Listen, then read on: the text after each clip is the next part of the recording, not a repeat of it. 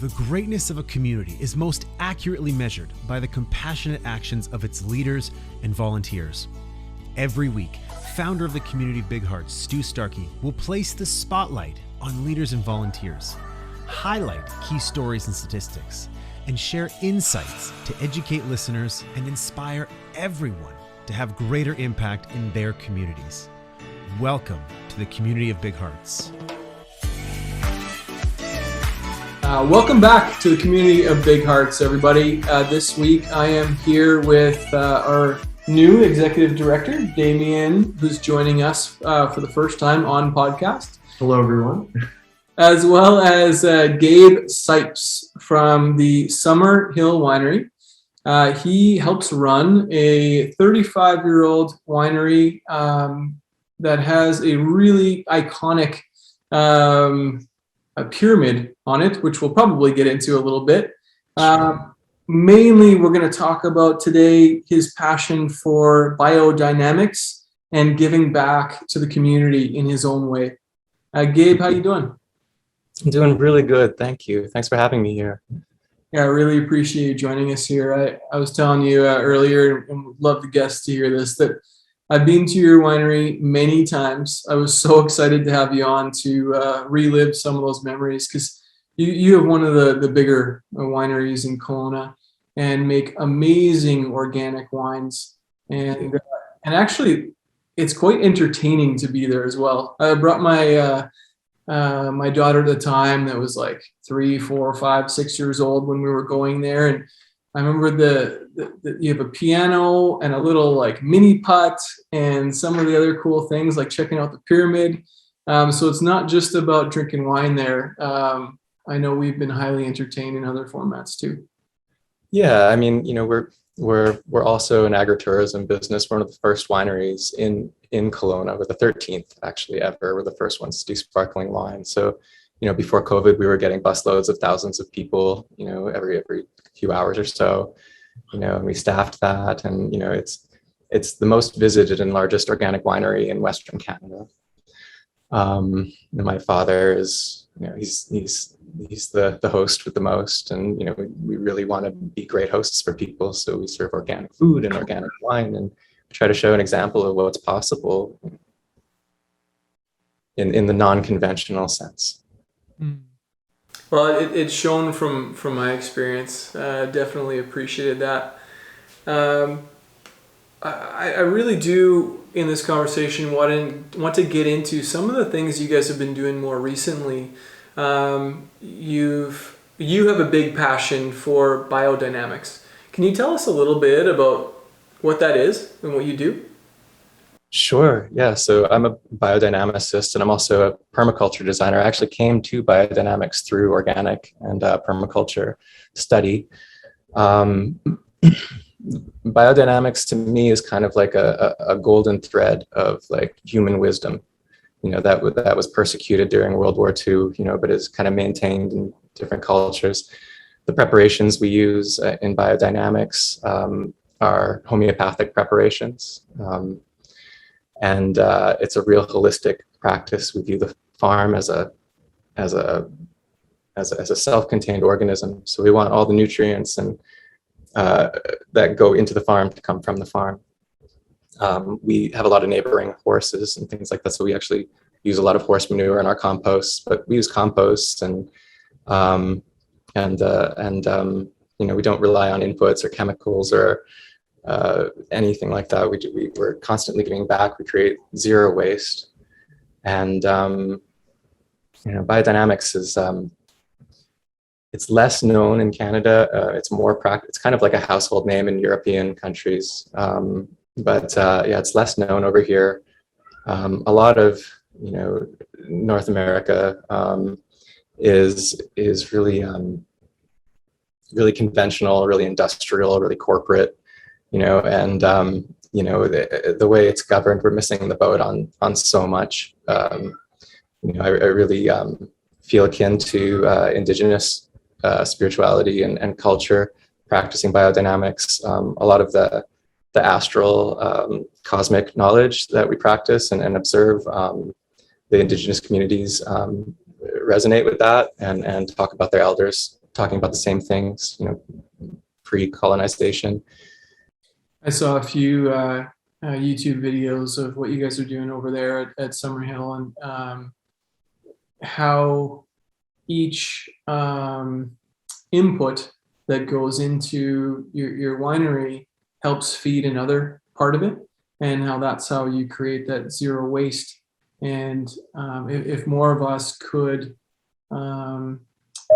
use our outputs for inputs for other things in our areas, it would be incredible. And I love that you're taking your passion and sharing that with others, like we are on our podcast about giving back in the community. It's so great to have other people doing that like you. Yeah, well, it's a challenge. It's a design challenge. And when you adhere to principles, you try to meet those challenges. It's not always simple, but it is always simple in the end. But it's like, yeah, nothing in nature produces waste is the principle, and we are nature, which is the principle. So yeah, we should not produce any waste. There's no need for it, especially food waste. Especially organic waste. We find we're able to repurpose most of the materials, the cardboard.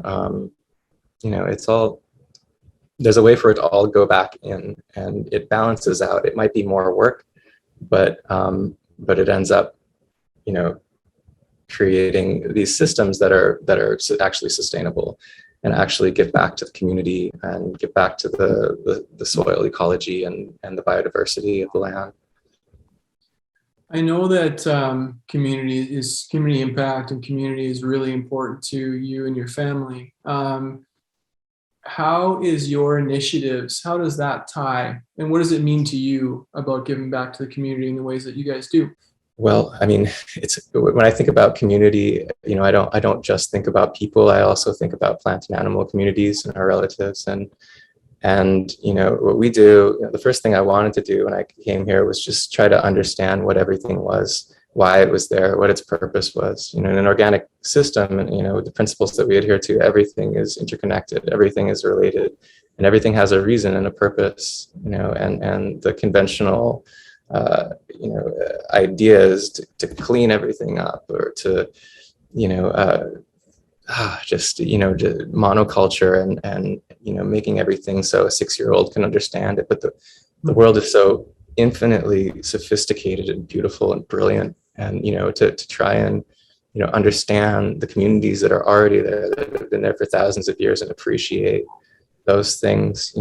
I think that's going to be the change that we need to see in the world. That's how we're going to grow as humanity, is to really get into who we are, what we're connected to.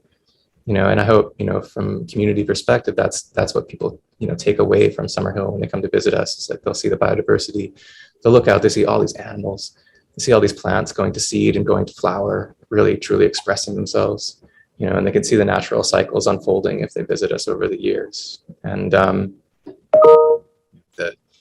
plants go to seed, the birds need the seed, mice need the seeds, the raptors need the mice, the plants need all of the waste from all of the animals and bugs. And we live in such a biodiverse place in the Okanagan and Kelowna. It's just, there's all these microclimates and mesoclimates that just bump up next to each other. It's a semi-arid desert and wetlands and meadows, and it's just, we're losing it by the day to all this development, and we're in this narrow valley, and everything goes into the lake, and there's all these chemical farmers that are being managed by people living on islands in the South Pacific, and are totally detached, and they're just. It's beautiful when you go to your vineyard, how symbiotic everything is, and how they interrelate.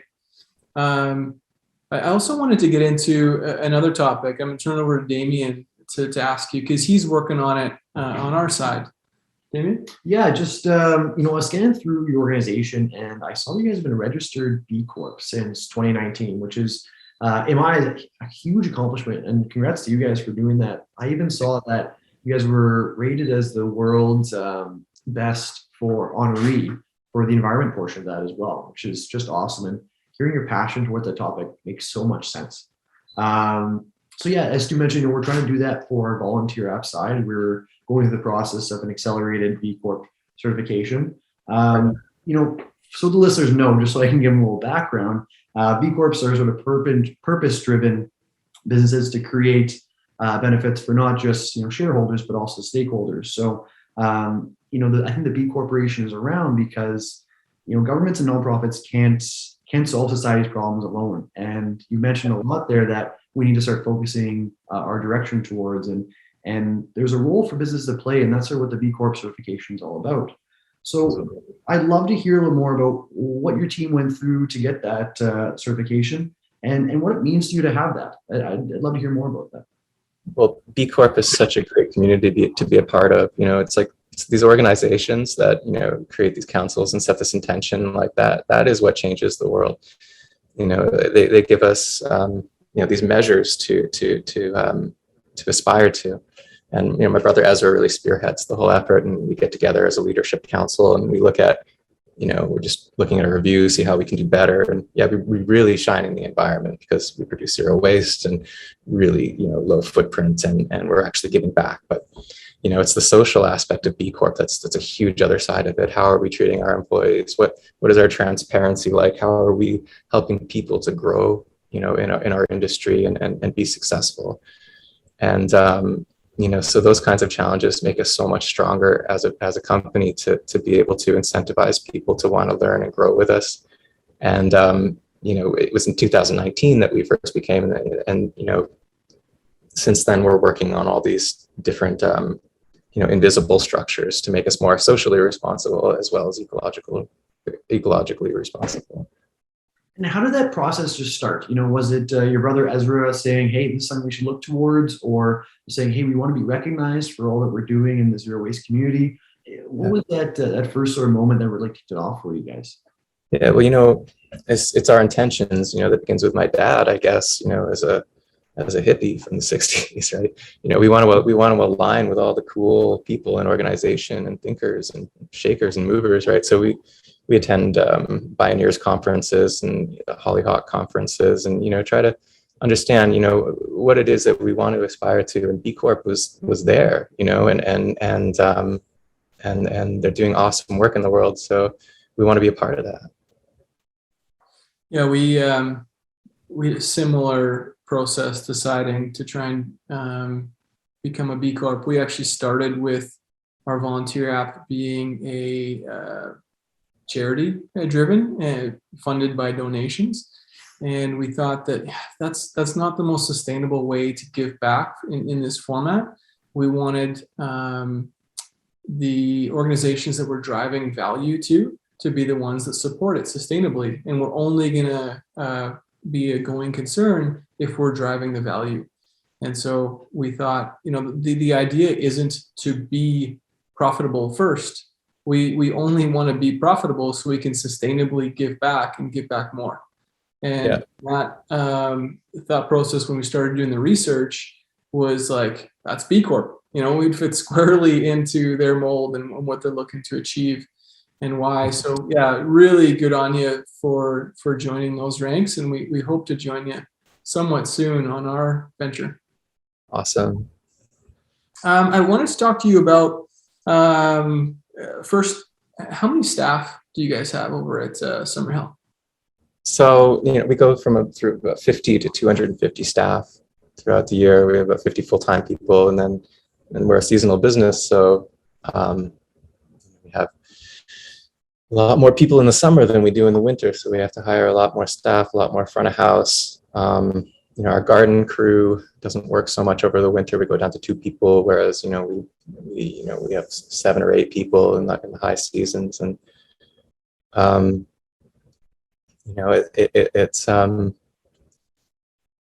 love to keep people as long as possible, as long as we possibly can, and for them to grow with us, and we're getting better at that. Like every year we find, the right people find us, and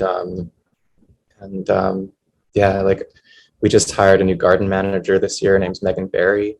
She's a permaculture designer as well, and just an incredible human. And she started doing things in the garden with the garden crew that I never really made time for. Like every day she does a mindfulness practice with everybody, and they do like an hour long meditation, and they read Thich Nhat Hanh, and they become very mindful, very attuned to their environment. And then they go out and they work with the plants and they work in the garden.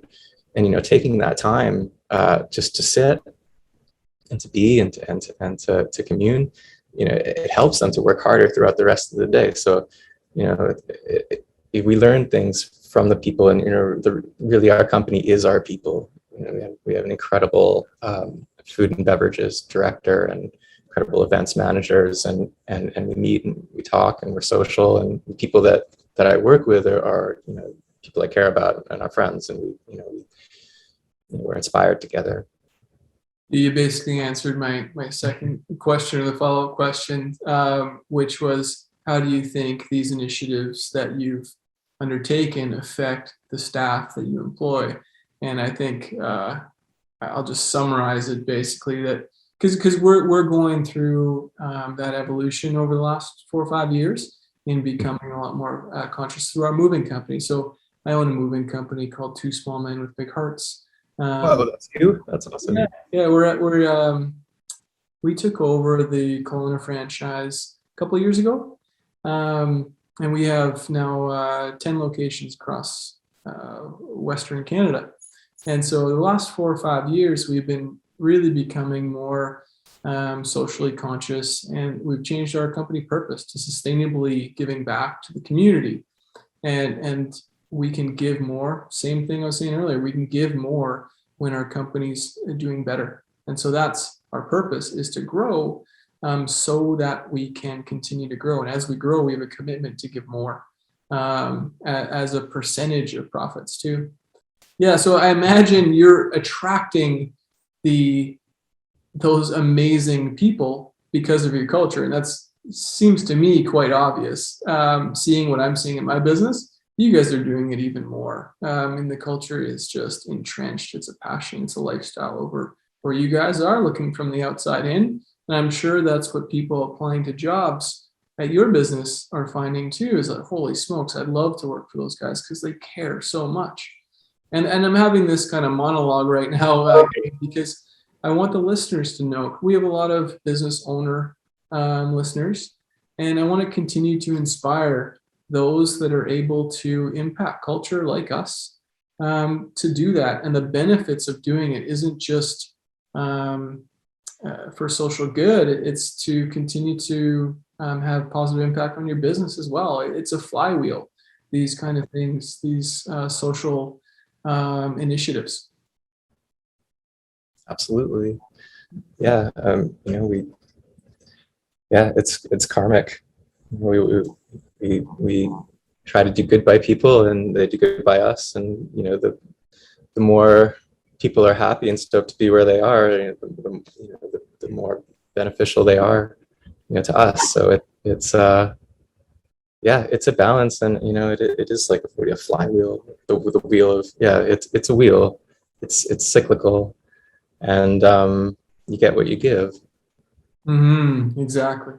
Well, it takes all of us, and we're all different, right? So, if we do what we're most passionate about, chances are somebody else is going to be doing what they're passionate about in the same kind of way. So, the circle closes on its own. We don't have to take everything on as individuals. And it's always best when we open the circle up and integrate those ideas and support those people that want to do good things. Yeah, Gabe, I completely agree. And it's obvious that, there was probably that one sort of impact that really spoke to you when you first started. So I was wondering if you could take me to a time and place when you first realized that, you yourself, I can make positive impact on the people within my community or within my organization. Yeah, well, I just, for me, just, being a Gen X millennial, border child or whatever that is, I just, I watched in horror as as the world has been falling apart all this time. So to me, the hypocrisy has always been obvious. I wanted to know, the things that had been forgotten. I wanted to understand the things that people didn't seem to care about anymore, and the things that we're losing, I saw those as being the most important things. So to me, bringing that knowledge and just bringing that intention to the forefront, I think, I feel really good about that, where I am as a person, just to be able to hold that intention I don't know everything, I never will, and that's okay. I can just, I can hold an intention for people to understand more about themselves through nature, through their environment, and really, respect who we are and where we come from, and really it's a real indigenous perspective, and we need more of it, more in the forefront, more leaders who embrace that perspective. It's science, there is spiritual science, there's quantifiable science, there's a lot of knowledge and knowing, that can't be quantified.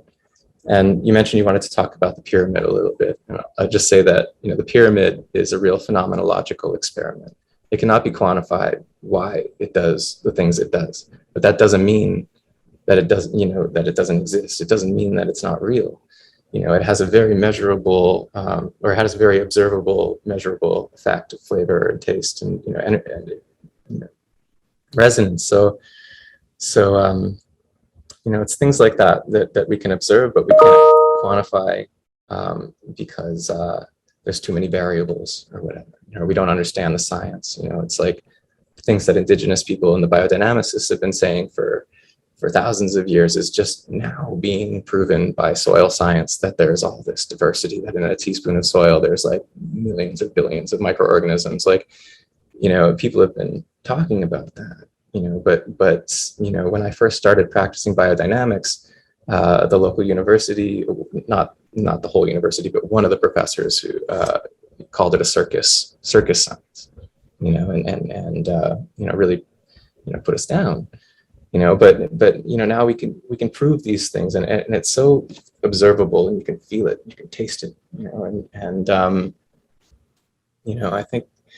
I think the world is so much more than what we give it credit for a lot of the time. It really, I'm going to leave that as a tease for the listeners, because it really is so cool to take the tour and hear these facts, but be there and feel it. I've been in the pyramid and had sips of the wine, and it really is an experience. And even though you can't quantify it, there's things I've learned over the last few years that really opened my mind to things like that, like the observer effect that's been around for a number of years in science that they can't explain. And it's science. They can prove that it's unexplainable. So anyways, Gabe, this is an amazing conversation. I really hope to next time join you over an actual glass of wine in Kelowna. I look forward to it. Thank you so much. Take care, Gabe.